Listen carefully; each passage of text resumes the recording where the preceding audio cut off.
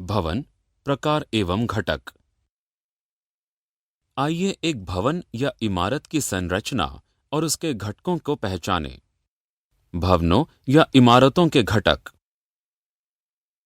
किसी संरचना या ढांचे का जो हिस्सा जमीन के स्तर के नीचे स्थित होता है वह नींव कहलाता है। ये किसी भी संरचना का बुनियादी घटक है। नींव का वो हिस्सा जो जमीन के ऊपर और संरचना के चारों ओर स्थित होता है वो न्याधार कहलाता है। किसी संरचना या ढांचे का लंबवत का हिस्सा कॉलम कहलाता है। किसी संरचना या ढांचे का सबसे ऊपरी हिस्सा छत कहलाता है। फर्श को वांछित स्वरूपों में बांटने वाला या संरचना को सीमा प्रदान करने वाला घटक दीवार कहलाता है। संरचना या ढांचे के अन्य आवश्यक सहायक घटक निम्नलिखित हैं। दीर्घा, सीढ़ियां और चार दीवारी। किसी संरचना में आवश्यक सुख सुविधाएं प्रदान करने में सहायक कार्य निम्नलिखित हैं। नलसाजी और बिजली के तारों को बिछाना।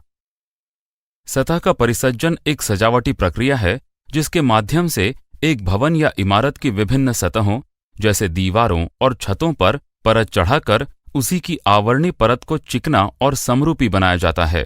प्लास्टर करने की प्रक्रिया वो मुख्य विधि है जिसके द्वारा एक भवन की सतह का अधिकांश परिसज्जन किया जाता है। किसी संरचना में निकासी संबंधी व्यवस्था में निम्नलिखित शामिल हैं। मैनहोल चेंबर और सेप्टिक टंकी। प्रवेश और प्रस्थान की सुविधा प्रदान करने के साथ साथ प्रकाश एवं हवा के आवागमन की व्यवस्था करने वाले संरचनात्मक ढांचों को दरवाजों और खिड़कियों के नाम से जाना जाता है। नींव। किसी संरचना या ढांचे का जो हिस्सा जमीन के नीचे रहता है उसे नींव के नाम से जाना जाता है। नींव किसी भी भवन या इमारत में बनाया जाने वाला पहला घटक है। ये किसी संरचना या ढांचे का एकमात्र ऐसा हिस्सा है जो मिट्टी से सीधे संपर्क में रहता है। नींव भवन को स्थिरता प्रदान करता है और उसे भूकंप और तेज हवा के झोंकों के कारण होने वाले नुकसान से। न्याधार।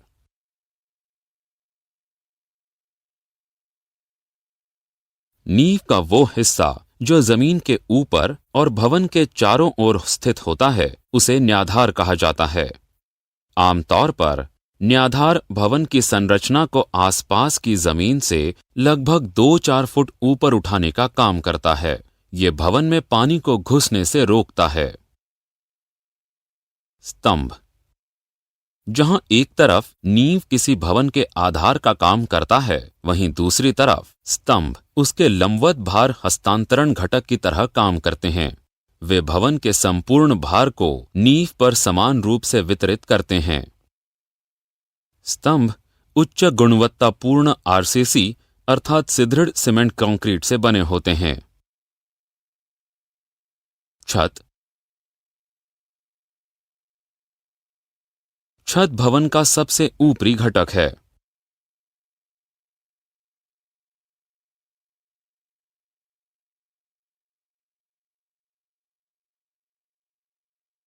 ये भवन में रहने वालों को धूप, बारिश, हवा से बचाकर उन्हें आश्रय प्रदान करता है। आधुनिक मकानों और अपार्टमेंट्स में छत स्लैब डालकर बनाई जाती है। ये आरसीसी की बनी होती है। दीवारें। भवन की दीवारें भवन का आधार और रूप निर्धारित करती है। आंतरिक दीवारें निवास स्थल को विभाजित करती हैं।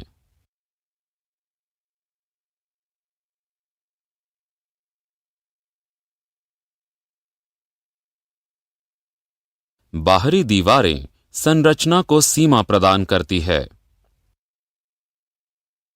सहायक घटक चौखट, साह, छज्जा, अटारी, सीढ़ियां।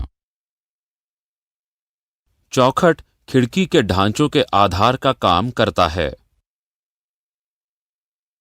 साह खिड़की के ऊपर राजगिरी के भार को सहारा देता है। छज्जा खिड़की के साह से निकला हुआ विस्तार है। यह खिड़की के ऊपर एक छतरी की तरह काम करती है और इस तरह ये बारिश को मकान में आने से रोकता है। अटारी एक कमरे की फर्श और छत के बीच स्लैब डालकर बनाया गया एक स्थान है।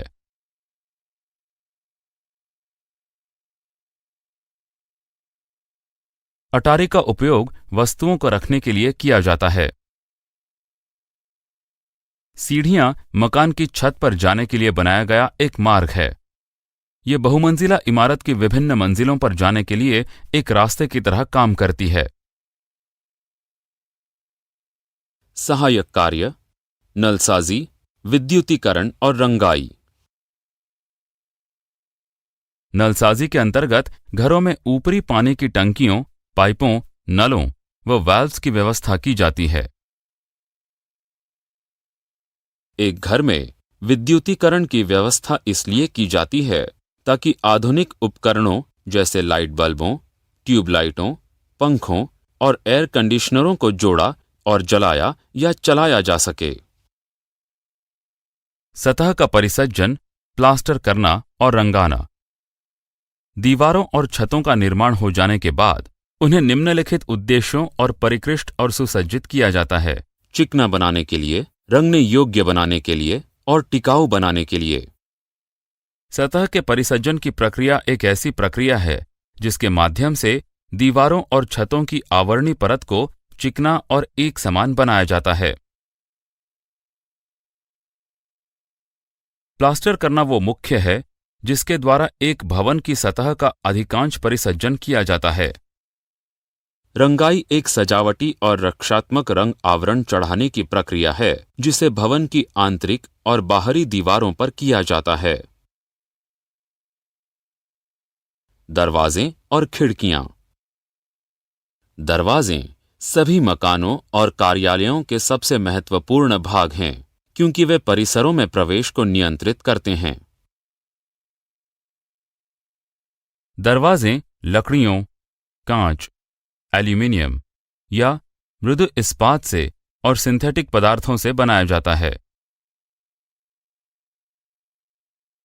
प्रकाश और हवा के आवागमन की दृष्टि से मकान में खिड़कियों का होना आवश्यक है जो मकान या कार्यालय के आरामदायक माहौल में वृद्धि करती है।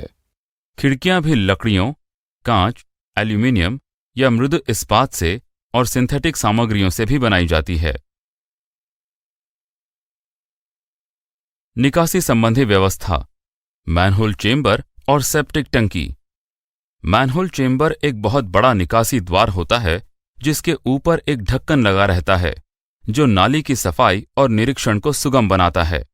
जिन इलाकों में भूमिगत जल निकासी की व्यवस्था नहीं होती है उन इलाकों में बने मकानों में जमीन के नीचे सेप्टिक टंकियां बनाई जाती हैं।